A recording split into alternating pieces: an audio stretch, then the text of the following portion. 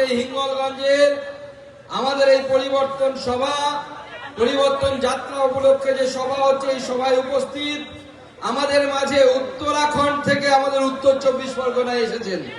দু জায়গাতেই উত্তর, কিন্তু ওখানে রাম রাজত্ব আর এখানে রাবণের রাজত্ব চলছে, এটাই হচ্ছে পার্থক্য আছে। সেই পুষ্কর সিং ধামি আমাদের মাননীয় মুখ্যমন্ত্রী মহাশয় একবার জোরে হাততালি দিয়ে ওনাকে স্বাগত জানাবেন, অভিনন্দন জানাবেন। উপস্থিত আমাদের রাজ্যের সাধারণ সম্পাদিকা তথা প্রাক্তন সাংসদ লকেট চ্যাটার্জি মহাশয়, উপস্থিত আমাদের রাজ্যের ভাইস প্রেসিডেন্ট তনুজা চক্রবর্তী মহাশয়, আমাদের অর্জুন সিং লড়াকু নেতা, প্রাক্তন সাংসদ এবং রাজ্যের প্রাক্তন পদাধিকারী, তিনিও আমাদের মাঝে উপস্থিত আছেন। এছাড়াও আমাদের রুদ্রনীল ঘোষ, বিখ্যাত অভিনেতা, তিনি আমাদের মাঝে উপস্থিত আছেন।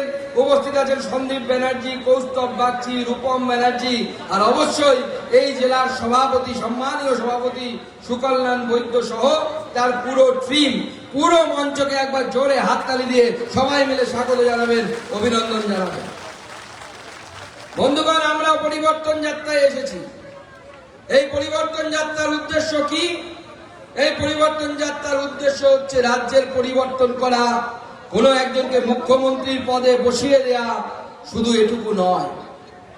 মুখ্যমন্ত্রী তো অনেক রাজ্যে আছে, পশ্চিম ভারতবর্ষের বিজেপির মুখ্যমন্ত্রী আছে, কিন্তু এই রাজ্যে পরিবর্তন মানে কি? এই রাজ্যের মুখ্যমন্ত্রীর পদে বিজেপির মুখ্যমন্ত্রী বসার মানে কি?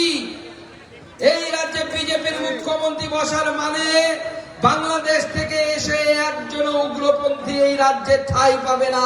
এই জন্য ভারতীয় জনতা পার্টির সরকার দরকার। এই জন্য ভারতীয় জনতা পার্টির সরকার দরকার। আমাদের পুষ্কর সিং ধামি আছেন, উনি ওনার রাজ্যে ধরে ধরে হিসেব করে খুঁজে বের করছেন যে বাংলাদেশ থেকে এসে কারা অনুপ্রবেশকারীরা, যাদের আসার কথা নয়, যারা উদ্বাস্তু নয়, যারা রোহিঙ্গা, তারা এসে এখানে থাকতে লেগেছে উত্তরাখণ্ডে। উনি সবাই কানটা ধরছেন, কানটা ধরে সোজা ফেরত পাঠানোর ব্যবস্থা করছেন। বিজেপির সরকার পশ্চিমবঙ্গে কি হবে? আমরাও কানটা ধরবো, ঘাড় ধাক্কা দিয়ে বাংলাদেশের মাল বাংলাদেশে পাঠিয়ে দেব। আর যারা হিন্দু উদ্বাস্তু আছেন, মতুয়া আছেন, নবশূদ্র আছেন, তাদেরকে এই মঞ্চ থেকে আশ্বস্ত করছি, আপনাদের ভয় পাওয়ার কোনো কারণ নেই। এই দেশে আপনি যদি উদ্বাস্তু হয়ে এই দেশে প্রবেশ করেন, এই দেশের প্রতি, এই মাটির প্রতি সুকান্ত মজুমদারের যতখানি অধিকার আছে, আপনারও ততখানি অধিকার আছে। আপনি এই মাটিতেই থাকবেন, এই মাটি আপনার। আপনাদের ভোটার লিস্টে নাম বাদ চলে গেছে, কিছু হয়েছে, চিন্তার কিচ্ছু নেই। আমরা আছি, বিজেপি আছি, একজনের উদ্বাস্তুর নাম ভোটার লিস্ট থেকে কাটা যাবে না, যাবে না, যাবে না। আমরা তাদের ব্যবস্থা করব। বন্ধুগণ, তাই আগামী এই নির্বাচন অনেক গুরুত্বপূর্ণ নির্বাচন। এই নির্বাচন আমাদের মাথায় রাখতে হবে, 21-এর নির্বাচনে আমরা এই বসিরহাটে একটিও পদ্ম ফুল ফোটাতে পারিনি। এবার আমাদের যাত্রার প্রথম সভা, নর্থ 24 পরগনার যাত্রার প্রথম সভা এই হিঙ্গলগঞ্জ বিধানসভা থেকে হচ্ছে। হিঙ্গলগঞ্জের ভোটে গতবার আমরা হেরে গেছিলাম, কিন্তু এবার ভুল করলে চলবে না। এইবার এই হিঙ্গলগঞ্জে সবার প্রথমে পদ্ম ফুটবে, পদ্ম ফুটবে, পদ্ম ফুটবে। তাই মনে রাখবেন, এবার নয় 21-এর ভুল, বসিরহাট জুড়ে শুধুই পদ্ম ফুল। এবার নয় 21-এর ভুল, বসিরহাট জুড়ে শুধুই পদ্ম ফুল। এই স্লোগান নিয়ে আমাদের সামনের দিকে এগিয়ে যেতে হবে। এই মমতা বন্দ্যোপাধ্যায় 2011 সালে ক্ষমতায় আসার পর পশ্চিমবঙ্গের 36,000 গ্রামের মধ্যে 9,000 গ্রামকে উনি হিন্দু শূন্য করে দিয়েছে। এই দক্ষিণ 24 পরগনা আপনাদের পাশের জেলা, তার সকল মোল্লা, আমাদের এখানকার এই জেলার শেখ শাহজাহান, যিনি মুখ্যমন্ত্রীর কোলে দোলেন, যিনি মহিলাদের ইজ্জত নেওয়ার কাজ করেছেন, সম্ভ্রমকে নষ্ট করেছেন, মুখ্যমন্ত্রী মমতা বন্দ্যোপাধ্যায়ের আশীর্বাদে ভেবেছেন যা ইচ্ছে তাই করব, বেঁচে যাব। বাবা বাঁচবে না, নরেন্দ্র মোদীর সরকার আছে, নরেন্দ্র মোদী ছেড়ে দেওয়ার কথা না। কান ধরে তুলে নিয়ে যাওয়ার ব্যবস্থা নরেন্দ্র মোদী সরকার করেছে। আগামী দিনে এদের উপযুক্ত শিক্ষা দেওয়ার ব্যবস্থা নরেন্দ্র মোদী সরকার করবে। আপনাদের এই শেখ শাহজাহান, সন্দেশখালী, জেলেখালী, দুর্গা মণ্ডপ, সন্দেশখালী 1 ব্লকের নেজার থেকে শুরু করে হাতগাছি থেকে শুরু করে অনেকগুলো গ্রামকে হিন্দুদের সম্পত্তি দখল করে নিয়েছে। সন্দেশখালী হিঙ্গলগঞ্জে 142 বিঘা জমি, সেই জমি এই রাক্ষস সে নিজে দখল করেছে হিন্দুদের কাছ থেকে এই জমি নিয়ে। তাই মুখ্যমন্ত্রীর এই আদরের ভাই এখন বাদর হয়ে সিবিআই এর কাছে জমা পড়েছে। আরো যত এরকম বাদর আছে সব তৃণমূলের বাদরের লেজ কাটার ব্যবস্থা বিজেপি করবে, আমরা করব, আমরা ছাড়ব।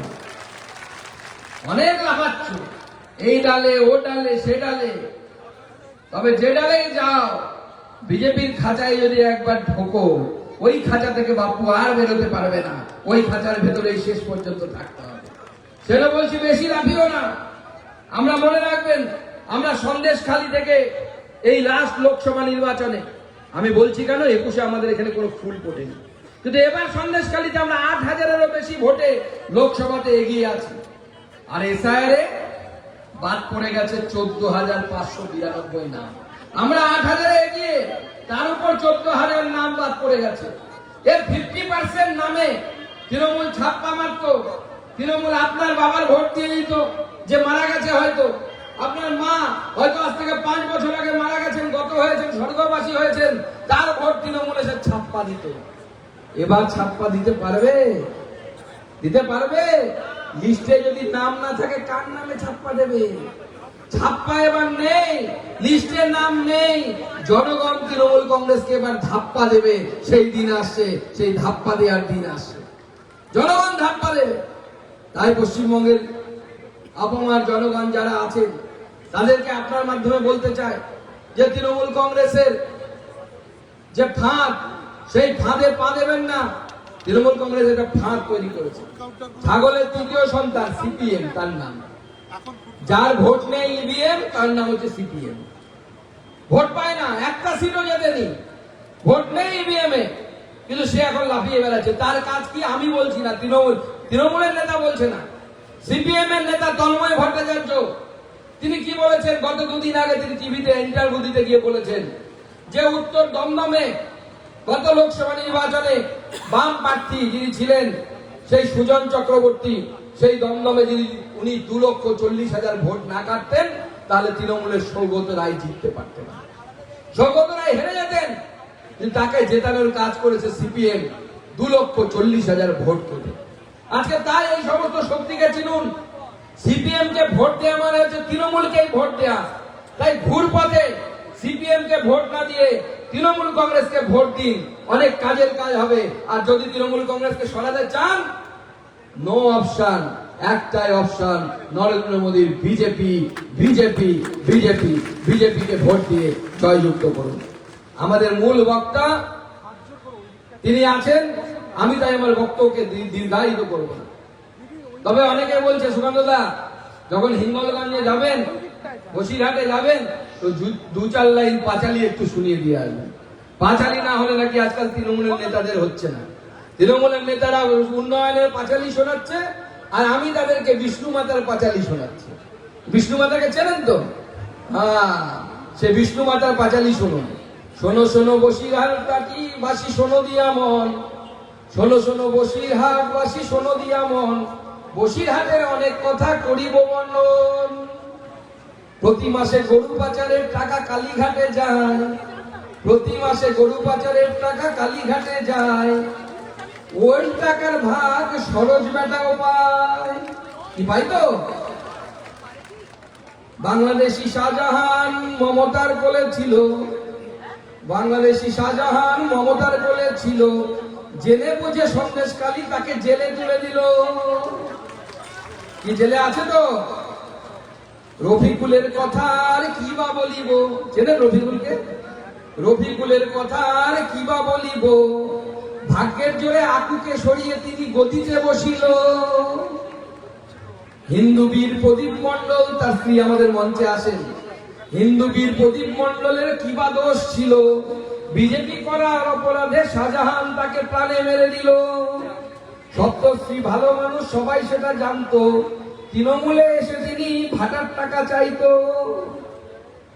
হিন্দুর হয়ে বড় কথা বলা বড় অপরাধ, সেই জন্য প্রহ্লাদকে এরা খাওয়াচ্ছে জেলের ভাত। সুকুমারের কথা আর কিবা বলিব, সারা জীবন শাহজাহানের চামচাগিরি করিল। উষা দেবী ভালো নয়, সবাই সেটা জানে, মেয়ের জন্য চাকরি চুরি করে আনে। কি উষা মণ্ডলের মেয়ের নাম চাকরি বাতিলের লিস্টে আছে কিনা? আছে তো। উষা দেবী ভালো নয়, সবাই সেটা জানে, মেয়ের জন্য সুযোগ পেলেই চাকরি চুরি করে আনে। বাদুরিয়াতে ল্যান্ড জেহাদ চলছে লাগাতার, বাদুরিয়াতে ল্যান্ড জেহাদ চলছে লাগাতার। বেটা আব্দুর রহিম হলো তারই সর্দার। কি ল্যান্ড জেহাদ করে তো বেটা? করে। সবে মিলে বলো বিষ্ণু মাতার চরণে, সবে মিলে বলো বিষ্ণু মাতার চরণে হরি হরি বলো। আমার পাঁচালী আজ যথাসাঙ্গ হলো। সবাইকে নমস্কার, ভালো থাকবেন, হরি বল।